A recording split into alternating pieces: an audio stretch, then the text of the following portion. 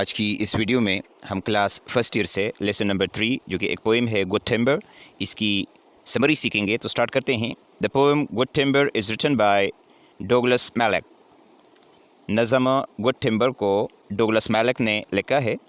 The poet compares good timbers to good main.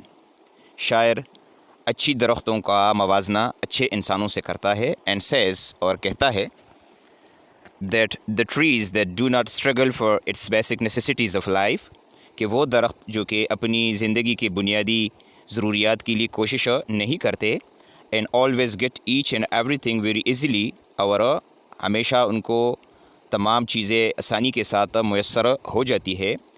such type of trees will never become strong trees. اس قسم کے درخت کبھی بھی مضبوط یا اچھے درخت نہیں بن سکتے. he says وہ کہتا ہے that the same is true about men کہ یہی بات مردوں کے حوالے سے بھی درست ہیں. The poet says that شاعر کہتا ہے کہ those men cannot become brave and strong کہ وہ انسان کبھی بہادر اور مضبوط نہیں بن سکتے. that receives each and everything جو کہ تمام چیزیں حاصل کرتے ہیں without any struggle بغیر کسی کوشش کے. The poet says that شاعر کہتا ہے کہ in order to become good timber and good men اچھی درخت اور اچھے انسان بننے کے لیے both have to face great challenges دونوں کو بڑے بڑے چیلنجز کا سامنا کرنا پڑتا ہے.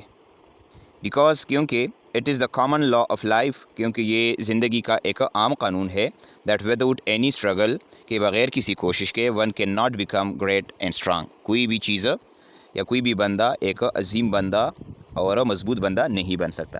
تو دوستو یہ تھا آج کا ہمارا ٹاپک. امید ہے آپ کو اس کی سمجھ آ گئی ہوگی. کسی بھی جگہ پر آپ کا کوئی سوال ہو تو آپ کمنٹ میں پوچھیے گا، انشاءاللہ میں آپ کو جواب دوں گا. Thank you for watching. اللہ حافظ.